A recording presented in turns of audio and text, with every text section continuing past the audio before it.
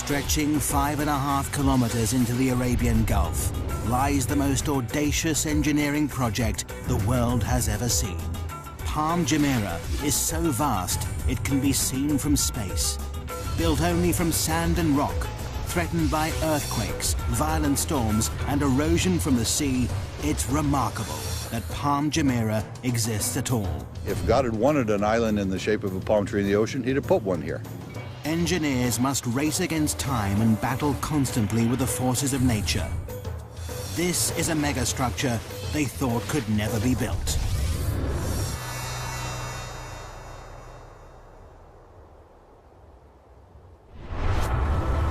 August 2001. The Arabian Gulf is a massive activity. Dubai is building one of the biggest man-made islands in the world. Engineers have a daunting task ahead of them because this is a construction like no other. All structures stand in defiance of nature.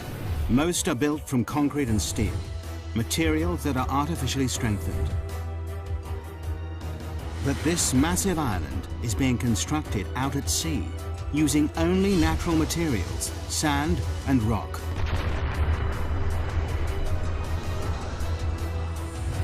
And both start eroding the moment they hit the water.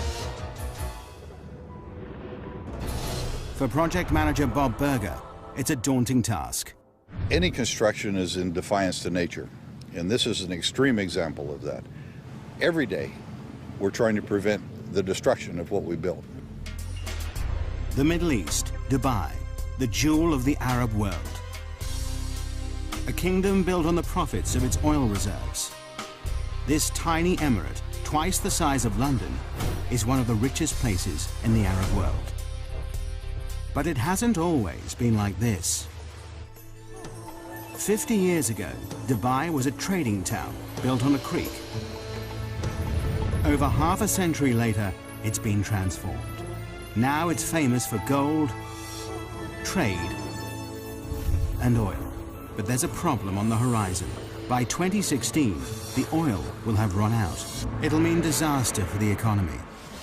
Dubai must find a new source of income. The Crown Prince, Sheikh Mohammed bin Rashid Al Maktoum, has a $2 billion plan to save his country. He's ordered his kingdom to transform itself into the world's #1 luxury tourist destination. And the Crown Prince has a history of getting what he wants.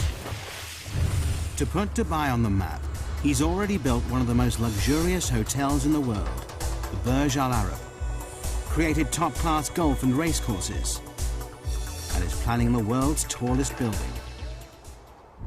But now, the Crown Prince's big idea is mass tourism. Dubai seems the perfect spot. It offers sun almost every day of the year, glorious beaches and azure seas. 5 million tourists visit here annually. Now they want to triple this to 15 million. But there's a problem. The coastline is a mere 72 kilometers long. Not enough space for all these extra people. But how do you make your coastline longer? The Crown Prince's plan is to build a massive island, and he wants it done by 2006. This daunting task falls to Sultan Ahmed bin Sulayman. Starting with a blank piece of paper, he draws a circular island. He's delighted. It increases the coastline by 7 kilometers. But for the Crown Prince, it's nowhere near enough. He looked at it was a circular island, which gave us about 7 kilometers of beaches. And he said, why not 70 kilometers? It's back to the drawing board. This time, the Crown Prince works on the design himself, pulling it about to increase the beachfront. Nothing seems right. But then he comes up with an audacious plan. What better for a paradise island than the shape of a palm tree? 5.5 kilometers across, it increases the coastline by a whopping 56 kilometers, 9 times more beachfront than the circular island. But no one has ever built an island this size and shape before. When I first heard of this project, I couldn't believe it. I thought it's incredible. The extraordinary plan is to build a city at sea. The palm will be covered with luxury villas, shopping malls, and restaurants. The crescent-shaped breakwater, linked to the Palm by a tunnel, will hold 22 hotels. The easiest way to build such a massive structure at sea is to use concrete and steel. But this doesn't fit with the Crown Prince's plans. His idea creates an added challenge. To blend in with its surroundings, the island must be made entirely from natural materials. The palm-shaped island will only be made from sand, 94 million cubic meters of it. All that protects this from the sea will be a breakwater, 5.5 million cubic meters of rock. Together, there's enough sand and rock to build a 2.5 meter high wall circling the entire world.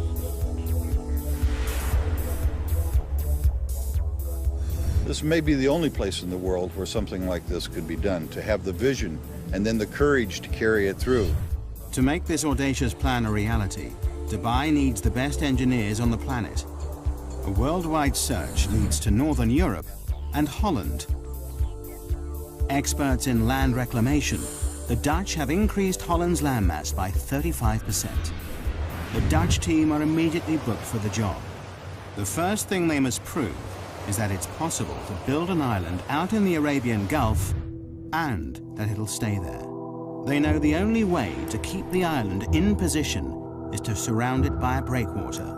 But just how big does this sea defense need to be?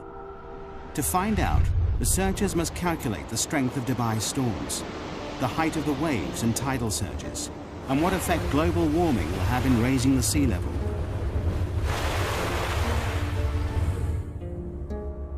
The biggest fear for all coastal engineers are massive freak waves. These waves build up over long distances, pushed by persistent winds and large currents. They destroy nearly everything in their path. But the island builders are lucky. The research team has worked out that the Arabian Gulf is the perfect place to build this megastructure. On average, the Gulf is only 30 meters deep, and it's only 160 kilometers wide. It's too short and too shallow for catastrophic waves to build up. But the team know they will get Shamal storms. Every winter, these intense northerly storms bring high winds and 2-meter waves that will batter the structure. Researchers must also factor in the worst-case scenario, the storm that hits once in 100 years.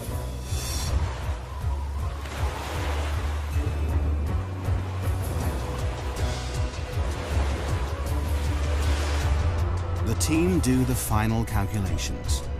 To protect this fragile island, the breakwater must be at least 3 meters high above the waves and 11.5 kilometers long.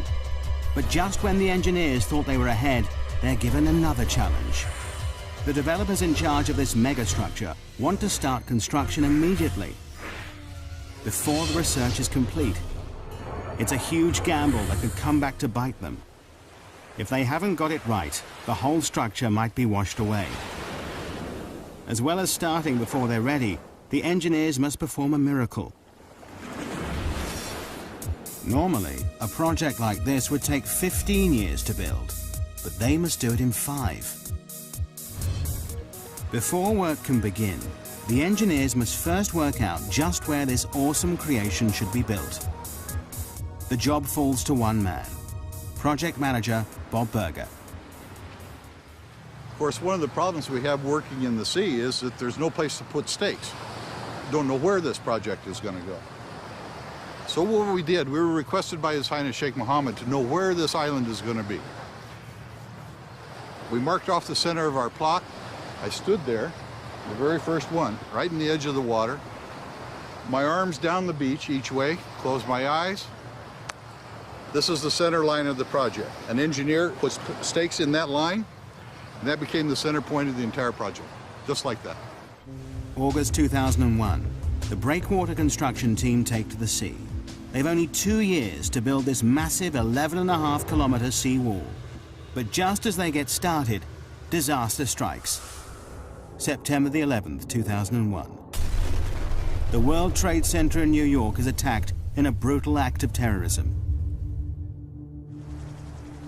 Overnight, tourism to the Middle East stops. But work has already started on the Palm Island. Will millions of dollars and months of research all be in vain? September 2001. In the wake of terrorist attacks in the United States, travel abroad halts abruptly. Fear and panic spread. People are too frightened to travel, particularly to the Middle East. It could have disastrous consequences for Dubai's ambitious plans. Work has already begun on building one of the biggest man-made structures in the world, a giant palm-shaped island that'll transform Dubai into a world-class holiday destination. The massive 11.5-kilometer breakwater is under construction. Both the breakwater team and the Palm Island team are assembled to make the dream a reality. But 9/11 throws the plans into turmoil. The 1,200 foreign engineers fear their lives could be in danger. They make contingency plans to leave the country. In the meantime, they're advised not to go into Western hotels and bars. Business slumps. Beaches are empty. Restaurants deserted. No one wants to be here. For 3 months, Dubai grinds to a halt. The sun is setting on the Middle East's tourist industry. But the job must carry on, whatever the political climate. The oil reserves are running out. The Crown Prince stands firm. The developers are now committed to the build. Millions of dollars have been spent hiring the world's top reclamation engineers. They've worked on huge projects, like Hong Kong's Chek Lap Kok Airport, Holland's North Sea Wall, and Singapore's Industrial Centre. But no one has reclaimed a structure this size or shape before. By November 2001, the race to build this megastructure is really underway. 9 barges, 15 tugboats, 4 dredgers, 30 heavy land-based machines, and 10 floating cranes are needed to construct the massive seawall. For the breakwater team, their first step in this awesome challenge is to build up the sea floor. 3 massive dredgers take up a thin layer of sand from the barren seabed nearby. Then they dump this sand in a layer up to 7.4 meters thick. This must be done while the sea is at its calmest. To keep it in place, barge loads of rubble are dropped on top of this. This bed of rock will raise the breakwater from 4 meters below sea level to 3 meters above. It's the beginning of the sea defense, without which the island cannot exist. The sloping layers take out the force of the waves as they hit the wall, but the sand and rubble layer is only the base, the core of the breakwater. What really creates the protection is the outer armor. For this, engineers need vast lumps of rock. Each piece of rock weighs up to 6 tons. It's these massive boulders that will protect the fragile island from the destructive force of the sea. But sourcing enough rock is an enormous task.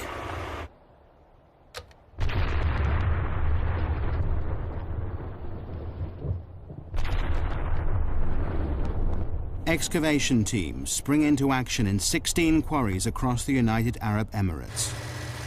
The 11.5-kilometer breakwater needs a lot of rock. 5.5 million cubic meters of the stuff, enough to build 2 Egyptian pyramids.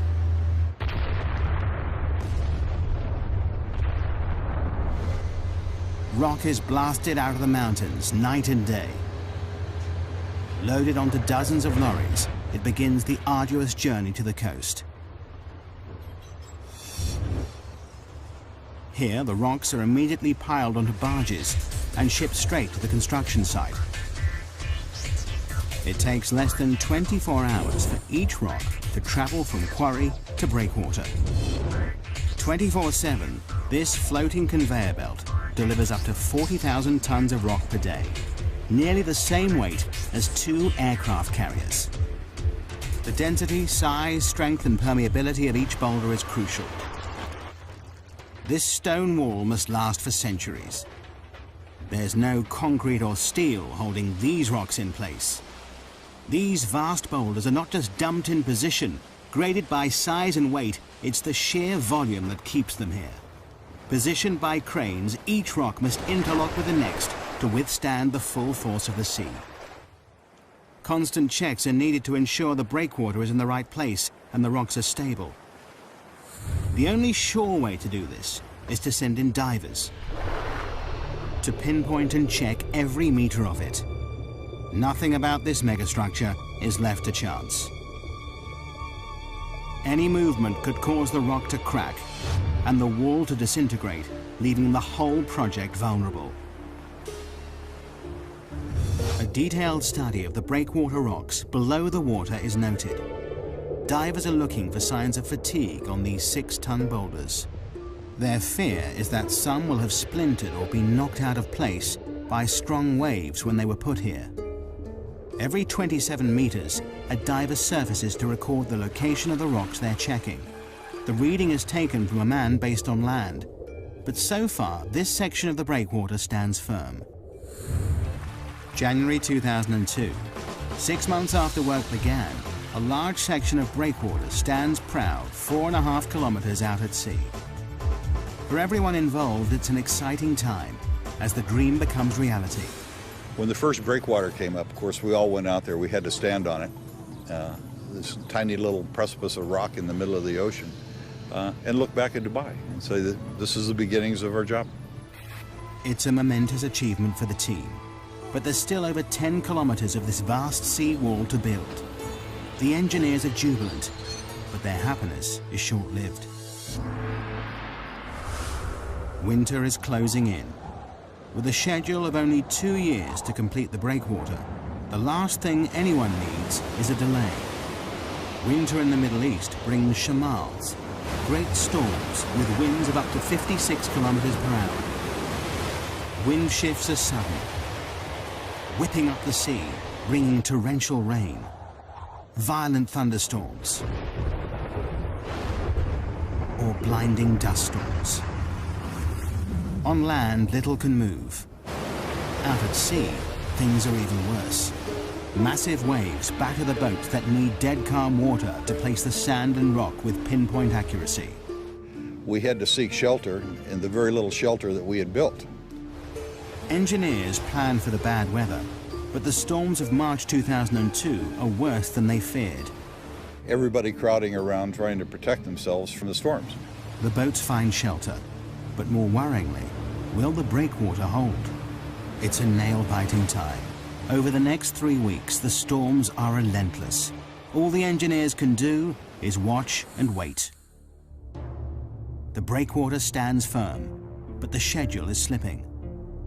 The construction team is 3 weeks behind, and the pressure is immense. Every second counts.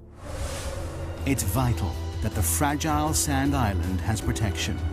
Only when a 550-meter-long section of breakwater is built can the Palm Island begin to rise above the sea. But the schedule is desperately tight. The entire megastructure must be complete by 2006. They have 2.5 years to create the island and breakwater, and just 2 years to build the city on it. The only way to meet the deadline is for both the breakwater and the island to be built at the same time. It's not an ideal situation. It will mean that throughout the build, the Palm Island will have the bare minimum of protection from the sea. But the engineers have no choice. The deadline is set. While the second team building the island wait for the protective breakwater to be built, they keep ahead of schedule by laying the sand foundations below sea level. But now, 8 months after construction began, they are desperate to break the surface. Finally, April 2002, the first 550-meter section of the breakwater rises 3 meters above the sea. At last, the builders of the Palm can step up the action and bring the island above sea level for the first time. To complete this massive island, Team 2 has the awesome task of finding 94 million cubic meters of sand to create their island, enough to cover the whole of Manhattan 1 meter deep. It's an enormous job in itself, but finding the right sand is an added headache. Dubai has more sand than it could ever need. But there's a problem. Desert sand is the wrong material for the job. It's too fine. The particles won't cling together. It means that the vast sand island would simply wash away. The engineers must look elsewhere. The best sand for the job is found 6 nautical miles out at sea. This sand is much more suitable. It's coarse, packs densely, and is more resistant to wave impact. They will dredge sand from the Gulf seabed. And there is an added benefit. The dredgers will spend less time transporting the material to the construction site. In just 3 hours, a dredger travels to and from the site, scoops up the sand, and sprays it into position. It works a 5 square kilometer area, dredging up the top meter of the sea floor.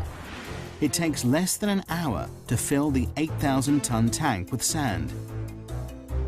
The sand is then pumped through a pipe and sprayed into place at 10 meters per second, enough to fill an Olympic swimming pool in 4 minutes.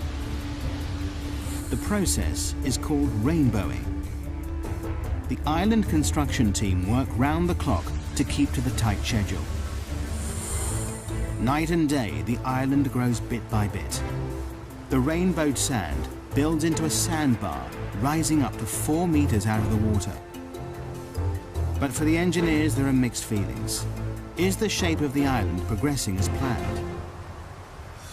There's great excitement, and there was great anticipation and a little bit of fear. Is it in the right place?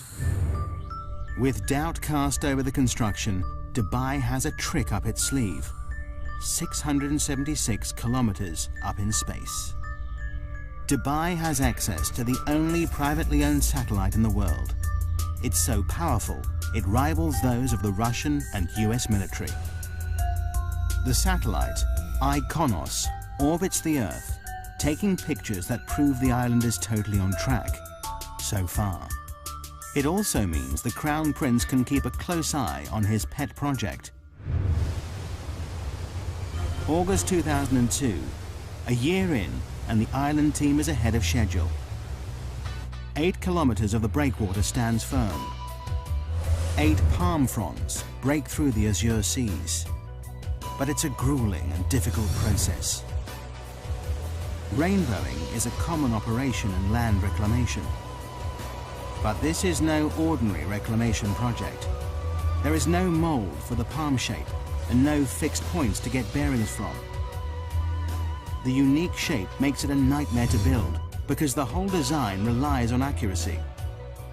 This enormous structure has 56 kilometers of waterfront and almost all of it is curved.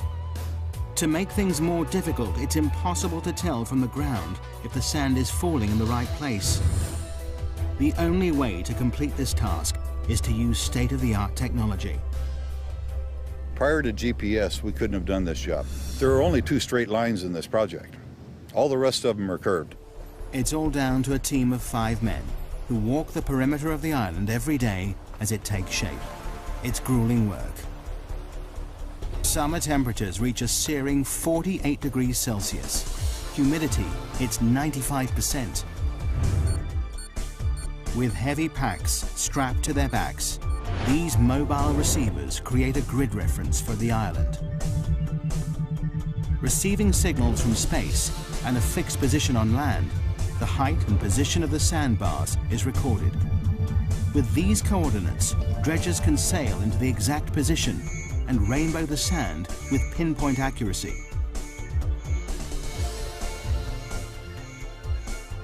Only by using state-of-the-art GPS technology can this awesome megastructure take shape. As the world watches, the Palm Island becomes a reality. At the same time, faith in this tiny emirate is restored. Post 9/11, Dubai emerges as a safe haven in the Middle East. The beaches fill up again. Business resumes. The Crown Prince's gamble to continue construction has paid off. But there is still a deadline to meet. The island must be built by 2006. Coordination between the 2 teams, one building the breakwater and the other reclaiming the sand island, is crucial. If they don't work in perfect synchronicity, the whole project could be thrown into jeopardy. If the breakwater progressed too quickly, it would cut off access for the reclamation contractor. If the reclamation went too quickly, then it would be at risk for the storms. We couldn't let one get ahead of the other in any way. It's a delicate balance, but a year into the project, and incredibly, work is on schedule. Against all odds, the Palm Island rises above the waves, protected by the ever-increasing sea wall. It's a symbol of engineering achievement, but the engineers' biggest challenge is still to come: how to make the island safe to build on. The majestic Palm Island is only made from sand, but sand is unstable and highly susceptible to the movement of water around it. It also takes time to settle before it's strong enough to build on. But this awesome structure will support a city of 120,000 people, and their safety relies on firm foundations. This massive sand island must be made rock solid. But how? October 2002. Dubai is building the world's most audacious engineering project in the Arabian Gulf. A 5.5-kilometer island in the shape of a palm tree, made entirely out of natural materials.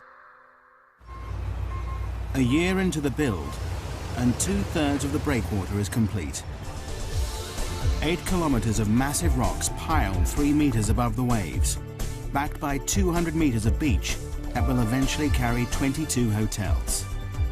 Behind this sea defense, the first 9 palm fronds made of sand rise above the water. Dredgers spray sand from the seafloor, a process called rainbowing, to create the first half of the 5.5-kilometer island. But building a man-made structure in the middle of the sea with only rock and sand throws up challenges every step of the way. The team constantly battle with nature as the sea erodes the work they do. We worried initially that we could actually do it, that we could place the sand where it should be, that we could place the rocks where they should be. The teams now race to finish the project. But then the engineers discover a problem that could put the whole project in jeopardy. The decision to start construction before completing the research has finally caught up with them.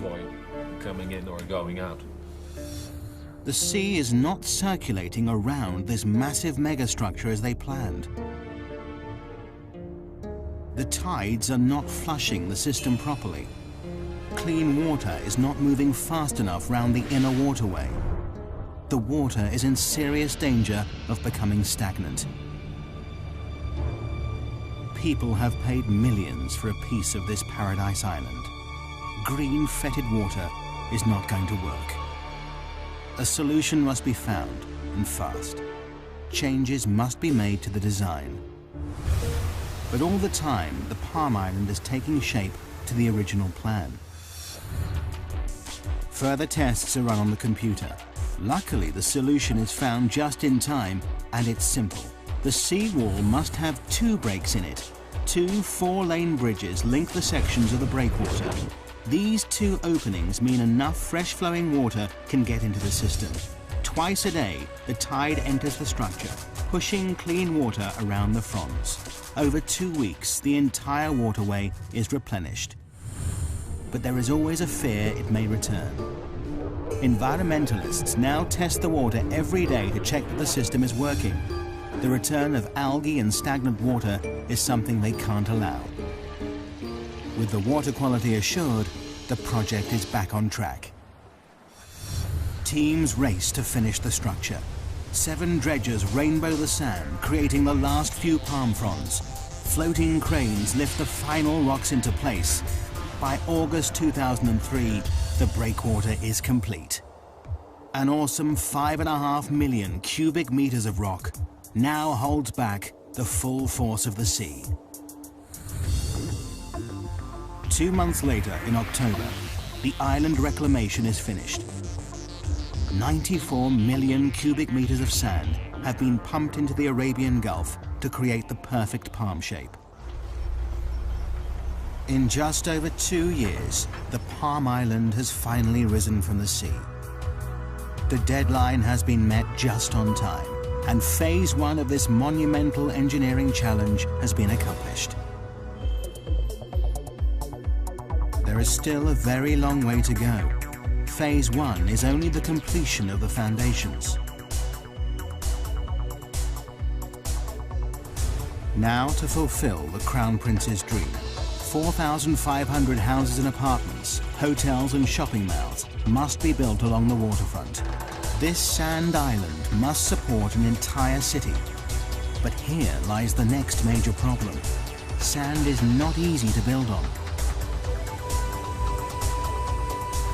Because the sand has been sprayed into position, it's loose and uncompacted.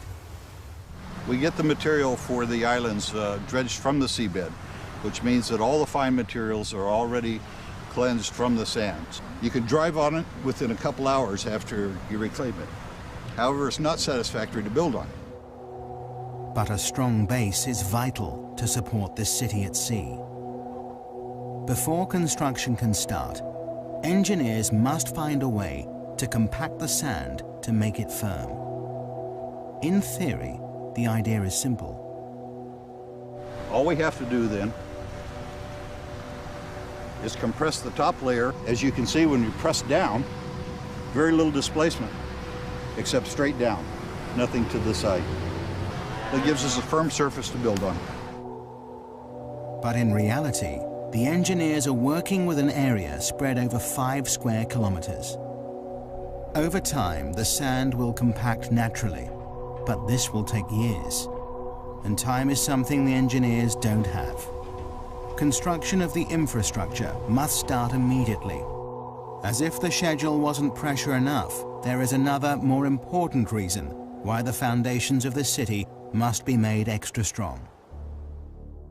Dubai sits just on the edge of a major earthquake zone.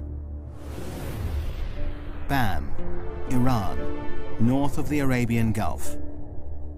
5:26 a.m., 26th of December 2003. The town is hit by a quake measuring a massive 6.6 on the Richter scale. In minutes, 60% of the buildings are leveled. 43,000 are dead. 20,000 injured, and 60,000 are homeless. Following this, multiple quakes hit Dubai 480 kilometers across the Arabian Gulf. It's a wake-up call to the Palm Island project. If the epicenter hit Dubai, it could spell disaster. Should an earthquake come through the area, the sand might lose its cohesiveness down deep. The reclamation process piles sand one grain upon another. If we put the ocean around it, you see the island. However, the lateral forces of an earthquake can make the island disappear. This terrifying phenomenon is called liquefaction. It happens when a quake shakes the Earth's surface, causing sand particles to move. As the sand compacts, it pushes the water between the particles upwards, making the ground liquefy. It means the island would sink back into the sea. This was terrifyingly evident in Kobe, Japan. In 1995, an earthquake measuring 7.2 on the Richter scale rocks the city. In seconds, the buildings are reduced to rubble. But in the harbor, events are very different. The force of the quake liquefies the reclaimed land the port is built on. Harbor buildings and walls literally sink into the sea, causing nearly $7 billion of damage. It's something they can't risk in Dubai. Before any houses can be built, Palm Jumeirah must be made strong enough to prevent it from liquefaction. The team work out they need to compact a layer of sand 12 meters deep, too deep to compact by normal road roller. The only solution is a process called vibrocompaction. January 2004. 15 machines work around the clock to firm up the land. Probes drill over 200,000 holes into the ground across the surface of the island. high-pressure water and air drives each probe deep into the earth. This shaft then vibrates, shaking the ground around it. The earth is compacted. It's a tried and tested formula. As the sand compacts and sinks, more sand is poured in until the area around the probes is rock solid.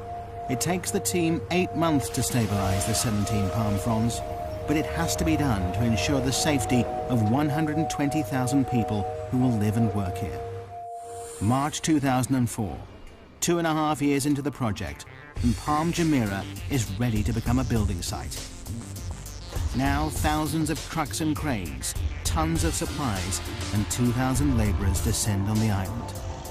This is the most complicated part of the project, the installation of the infrastructure, gas pipes, electricity cables, water supply, and buildings. In 2 years, they must build an entire city at sea. But have the developers set themselves a near impossible target?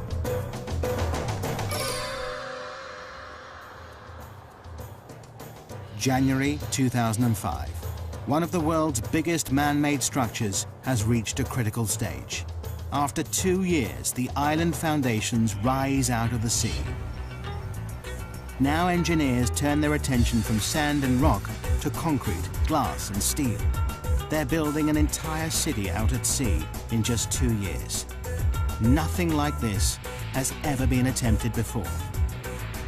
For project manager Scott Hutchinson, building the apartments is a massive logistical nightmare. I've probably worked on 3 or 4 other billion-dollar projects before, but this is without a doubt the biggest and the most complex that I've ever seen. And I can't imagine other projects being any more complex than this. 850 buses ferry the 40,000-strong Asian workforce on and off the island in 2 12-hour shifts. They'll work in grueling temperatures of up to 48 degrees Celsius. As well as thousands of people, millions of tons of concrete and steel are shipped in from around the world and driven onto the Palm. 51 different contractors build houses, roads, canals, shopping centers, sewage plants, and each part of the jigsaw must meet the next perfectly. To stay on schedule, all the materials must arrive on site exactly on time, and they will go to any lengths if they don't. If material isn't showing up from overseas, you put somebody on the plane and fly the guy out there to get it done. You don't wait, you don't sort of react, you just get out there and try and be proactive, because otherwise a job this size never gets done. Supply is not the only problem. Installation of the utilities and pipelines is a massive headache. Miles and miles of gas and water pipelines need to be laid across many different parts of the construction site.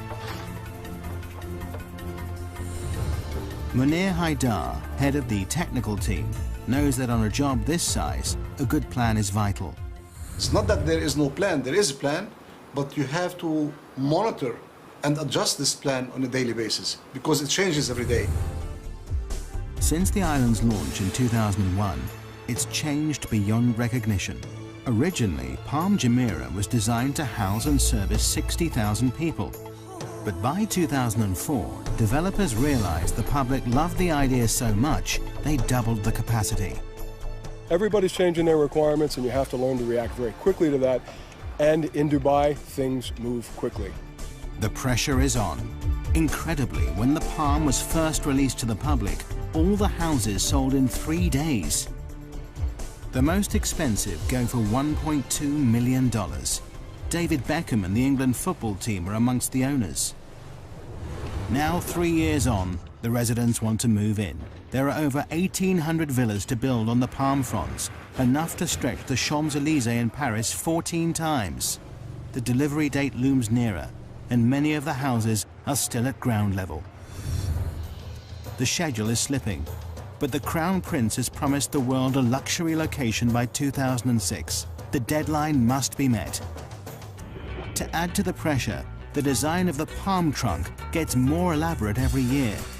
This 1.6-kilometer stretch will carry at least 8,000 villa and apartment complexes, 220 shopping malls and restaurants, and the developers are still threatening more. A new plan is the 36-story Palm Tower, more space for shops, restaurants, and 450 deluxe apartments. But all this extra development comes at a price. The deadline for the trunk has slipped to 2008. Well, I guess one of the best parts about it is that when you get frustrated of all the challenges and the paperwork and the meetings and everything that goes with building a project like this, you come outside, you see the sunset, you see the sea, and you really realize not only is it an amazing project, but it's an amazing setting. But this awesome setting creates hidden problems for the engineers. With Phase 1 complete, the island reclaimed, the Palm now faces its biggest enemy, the environment. Nature will permanently try to destroy anything built in its way. The bigger the megastructure, the bigger the problem. From the start of construction, there has been one issue engineers know they will face: the problem of erosion. All beaches are constantly affected by waves, but with a man-made island, the problem is exaggerated. These beaches are not naturally replenished with sand by the sea. If nature won't do it, someone has to. Otherwise, the whole island will be washed away. Only now the island is complete can they see the full extent of the problem. Engineers have studied every meter of the Palm's 56-kilometer coastline, analyzing the effect the waves have on its shape. The results show the sand is gradually being washed away in some places and built up further along the structure. Left unchecked, the beaches will no longer be straight, and Paradise Island will fail. But the engineers are confident that through constant maintenance, they can keep the intricate palm shape. Just when the developers think they've cracked the problem, an even bigger dilemma rears its head. Beach erosion is also affecting the Dubai coastline on a much bigger scale. Dubai is famous for its beautiful beaches. Could the success of the megastructure cause the mainland's downfall? Normally, the currents evenly push the sand along the coastline, keeping the beach straight.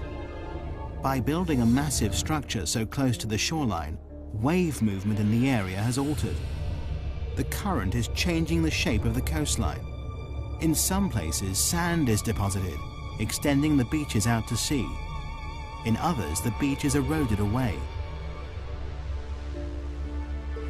And initial research shows some worrying facts. In some places, the shoreline could be eroded by 5 to 10 meters per year. Eventually, it could destroy mainland resorts, property, and roads. In time, the coastline will settle down. Nature and the structure will learn to live with each other.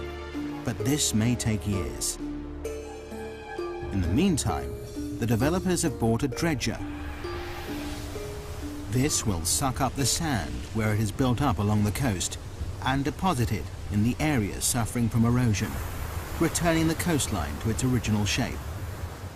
Dubai's beaches are safe, for now. The engineers are constantly working out how to tame nature's forces. The erosion problem is under control. But the threat to the project doesn't just come from the surface of the sea. They now face a new dilemma beneath the waves. How has this awesome megastructure impacted on the ecology of the area?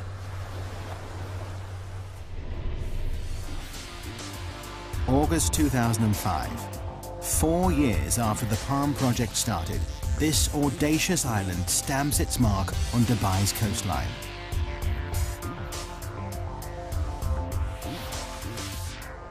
This was the first step, a big step, in putting Dubai on the map.